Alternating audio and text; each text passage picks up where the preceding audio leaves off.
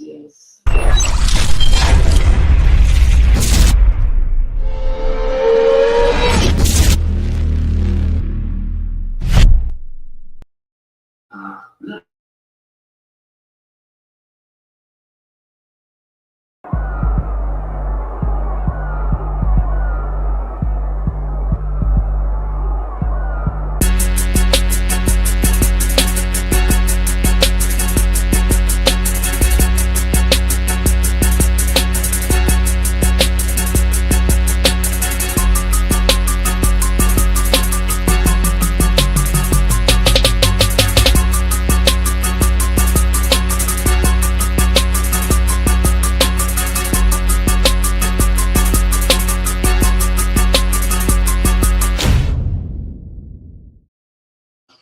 All right. Good morning, Who That Nation. Welcome to the WDN Chat Long Podcast. It's the host CB, and I hope you guys are having a wonderful start to your Thanksgiving day.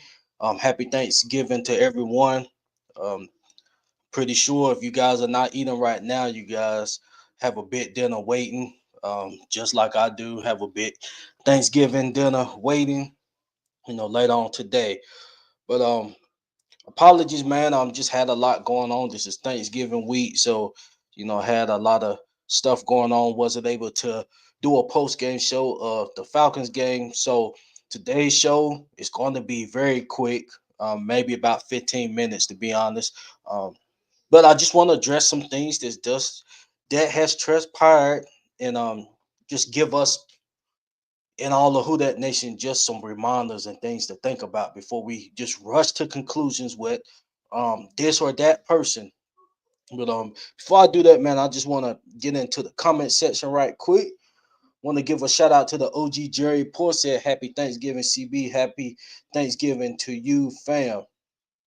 And shout out to my co-host Uptown. He wasn't able to make it today, but he's definitely celebrating his Thanksgiving. We will try to be back on before this upcoming matchup Sunday. We will be back on before Sunday's matchup versus the Dolphins. I won't get on that today. I'm really not interested in talking about that matchup today. Um, but yes, this is. Let me just go ahead and get into this Falcons game before everything else gets addressed. Um, I'm gonna just go on the offensive side. I know you guys have, heard the post game show from other platforms and stuff, but I just want to give you my take. Um, Offensively, Tyler Shutt, 30 for 43, 243 yards. Um, no TDs, one interception. He was averaging 5.7 yards a throw. I get into that in a few minutes. Rushing, Taysom Hill, 10 attempts for 17 yards. That's not the Taysom Hill that we're accustomed to seeing. Got some questions about that as well because before Kellen Moore started utilizing them, I know Taysom is coming off an ACL tear. Um, just by some of the runs, I think he still has the burst, but I think we're just making it too too predictable for teams to know what's coming. Um, as you guys know, Taysom was being utilized all across the field, tight end, receiver, running back. That was his role. Even when DA was using him, Sean Payton, he was just a jack of all trades. But now, just like when Taysom come in the game, now he's going to get the ball. So that's why it's not being effective um, up to this point. But like I said, Turbo Net in a minute. Devin Neal, 7 attempts for 18 yards, 2.6 yards a carry. Not good. Tyler Schultz, 7 attempts for 22 yards. QB, yeah, I give that. I'll give that decent runner. Glad to see that he's able to utilize his feet. I think he needs to do that in the future to help him out. Just make him more dynamic as a quarterback, and that will come. Mason Tipton, 1 attempt for 11 yards. Then we go to the receiving. Jawan, 6 receptions for 46 yards. Okay, that's good. Jawan, he's starting to play more solid now. We need that from Jawan Johnson. AK, he left the game early with an ankle. Devin Neal, I love to see this from him. 5 receptions for 43 yards. So, that shows that he has the potential to be a pass catcher as well, somewhat decent. Olave 9 for 70. Pettis 1 for 14. Mason Tilton 3 for 22. Vale 3 for 37. And then on the defensive side, I'm gonna just Justin Reed had one interception. Cam Jordan had a sack. Chase Young had a sack. Stallbird had a sack. Shout out to Isaiah Stallbird. He came in, made his play count. So I'm gonna just start with Tyler Shuck. Tyler Shuck? Um, it was definitely a difference between the Carolina game and this game, as expected. I'm hoping none of y'all just hopped on just the conclusion line that yes, this is what Tyler Shuck is going to be. We still gotta see what he's going to bring to the team. It's going to be growing pains involved. Um, so I just hope not a lot of y'all wasn't just rushing to conclusion, but we needed to see this. And honestly, he really didn't even play bad. Honestly, I know in the fourth quarter he was playing a lot of catch up, so that's why we was throwing the ball a lot, 43 times. We were just playing catch up. We allowed things to transpire that got us in the hole, including missed field goals from Blake Groupie. I'll get into that in a few minutes, but yeah, it was a lot of factors that put us in the hole to where we had to rely on Shuck to throw us back into the ball game. We never want to put a guy that's basically trying out for our ball club to see if he's going to be the guy or not. Well, let me get to the comment section. I'm seeing some new names popping up. Shout out to the Battle Zone 1480. Who that? Who that? We that, fam. Shout out to you. Shout out to Shorty Alamo. Said happy Thanksgiving. Same to you, fam. Shout out to Jennifer. Said hi. How you doing, Jennifer? Matthew said, "What's up, bud? What's going on, Matthew? Man, welcome to the ones that's tuning in. If you have not subscribed to this podcast, man, I highly recommend you do. Um, we got two hosts on this show, man, and we just love talking Saints football, and we real and honest, and we not tiptoeing or being political. We just being honest with the ball club. But all in all, with Tyler Shuck, I'm not gonna say he played bad. It definitely wasn't like the Carolina game, but um, he didn't cause us the game either. So I'm just looking forward to seeing more from Shuck, and I am excited that he utilized his feet this game. Like I said earlier, um, he has the capability of being a dynamic QB. He has the same frame as Josh Allen. I'm not about to compare him to Josh Allen, right now. We'll see how that plays out. But I'm just saying, like body frame, both of them 6'5", about the same size, and Shuck can run the ball as well. So um, as time progressed, I know he want to, you know, get his IQ better and decision making and accuracy as a QB. But as time come, and we seen that when Rattler was in far as the development, he wasn't rushing the ball like that. But then as time progressed, he started using his feet more. So we'll be getting that from Shuck, and um, hopefully by the season's end, we can be saying that Shuck will be our QB going into 2026, and we're not questioning whether we need to go QB in the draft. Far as the win loss, who that nation? I know you guys wanted us to beat the Falcons, and I mean I get it. I get it. If the Saints is not having a good year like this year, yeah, we would like to beat the Falcons and possibly sweep. Well, it'd be good to sweep the Falcons, but hey man, just be honest. I'm gonna start with the head coach. I'm just talking about to why we is even in this position. So I'm gonna start out with Killer Moore. And as you guys heard me state, we have to remember this before we just hop on Killer Moore and conclude. Um, He is not a play caller. He suitable? Can he? It's too early for all of that. This is a rookie head coach, and I want to remind you guys that Dan Campbell, his first year with Detroit, they went 3-13. Dan Campbell's first year with the Detroit Lions, they went 3-13. So, as a 3-13 ball club, was they looking like they're looking now?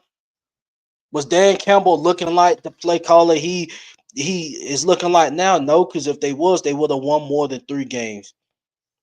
The offense was horrific. I mean, they was horrific as a ball club. We got to give Kellen Moore a chance to get the guys he want this offseason. Yes, the draft picks, he was able to have more of a say in that, but he didn't have no cap space to deal with in free agency. He didn't have no money to play with. This offseason coming up, he will have that. So then we can start, starting to make conclusions and stuff like that. I will say this, just to go back to Taysom. I don't like how he's utilizing Taysom Hill. Because you gotta make Taysom Hill unpredictable.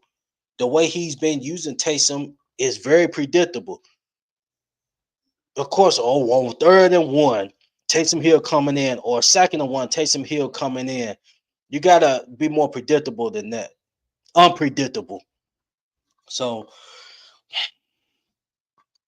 yes, the far as how he's managing the game and stuff, I mean he's gonna have his hiccups.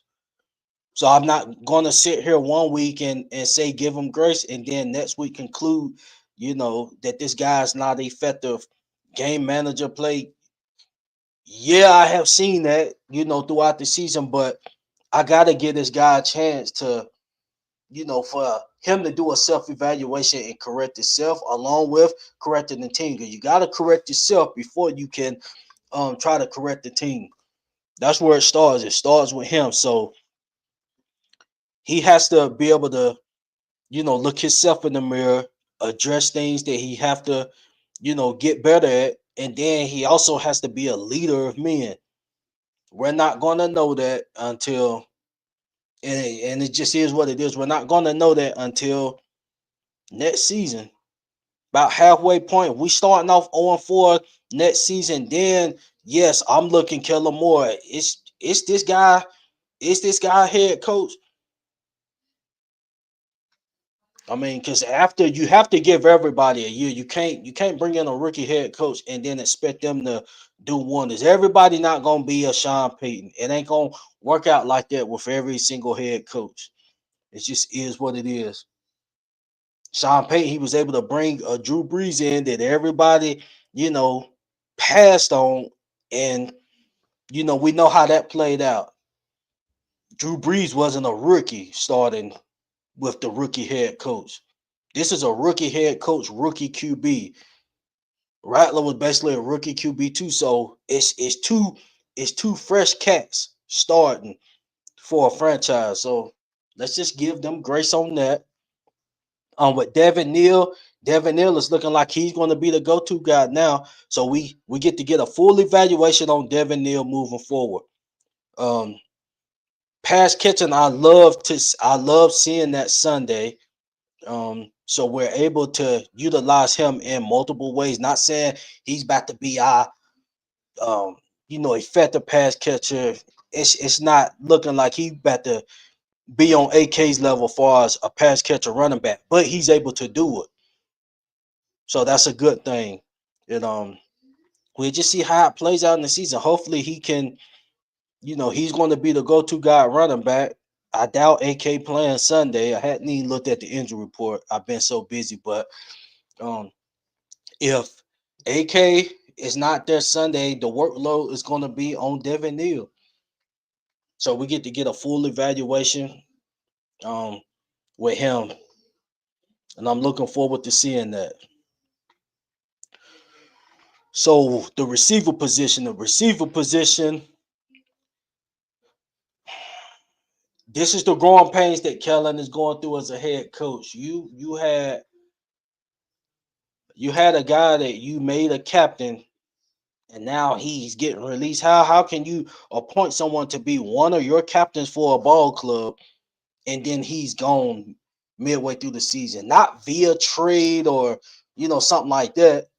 Like he just happened to be a dog and he's a trade. You appointed someone as a team captain, and now you get rid of him.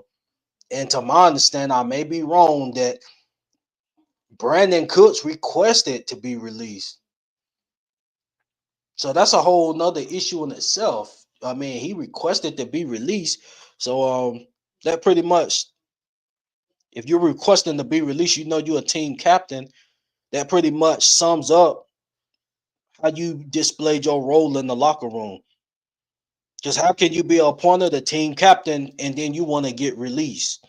But like I said, I may be wrong. I don't have full um conclusion on that. But to my understanding, from what I've seen, it was Brandon Cooks the one requested to get released or requested to get waived. So um that's definitely not good on Kellen Moore's part, far as picking a guy like that.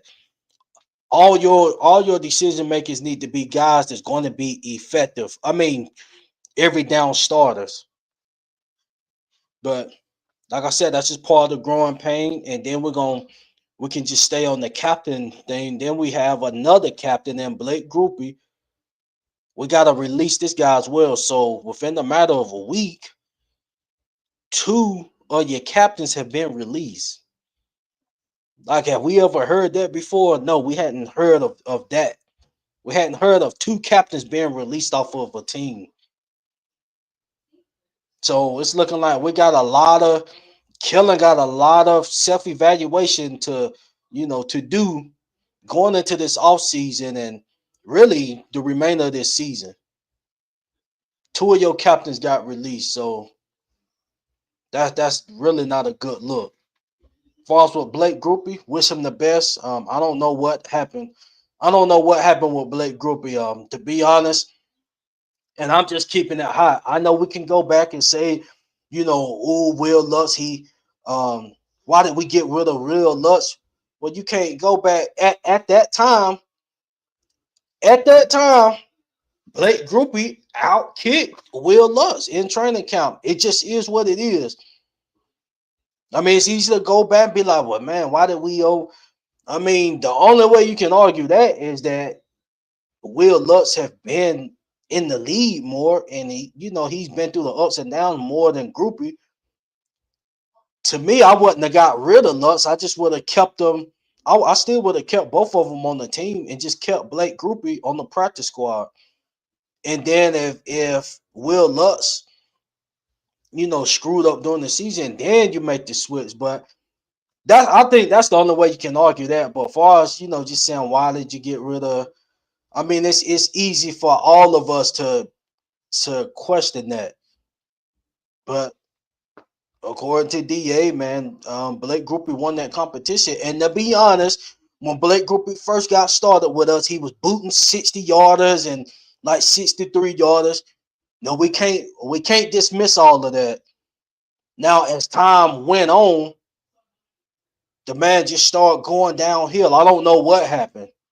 I don't know what happened.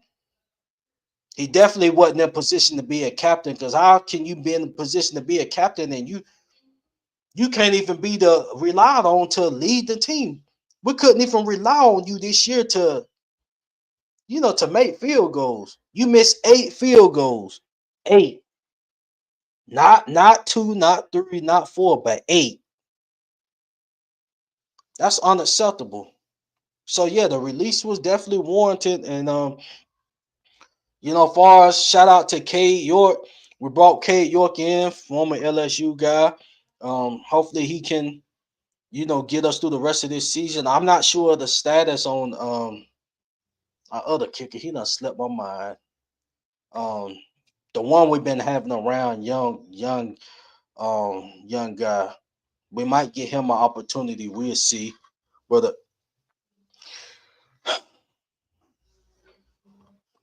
Kellen, he just got a lot of work to do, man. As a rookie head coach, this is what comes with it. Every new head coach, you're going to a bad ball club, so it just is what it is. The majority of new head coaches is going to a ball club that is trash, and you have to fix it. Now, what we have to do as Saints fans, we have to give him enough time to be able to possibly do that. Year one, we can't expect him to do that year one. What I am glad is that he's letting these young guys get out here, get their feet wet, so we can see, and he can see, what he may possibly have, or what, it's going to take time. The way it's looking right now, Kool-Aid, I didn't get on the, just chirping a little bit on the defensive side.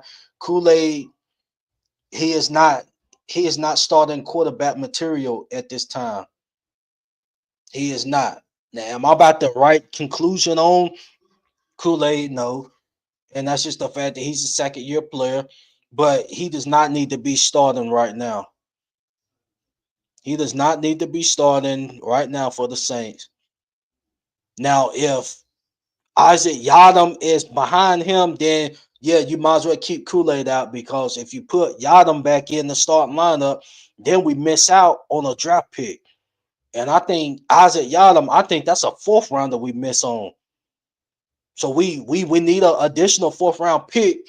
Um, so we don't need Yadam to get that certain amount of playing time that was going to interfere with us getting that extra fourth round pick, or some round pick.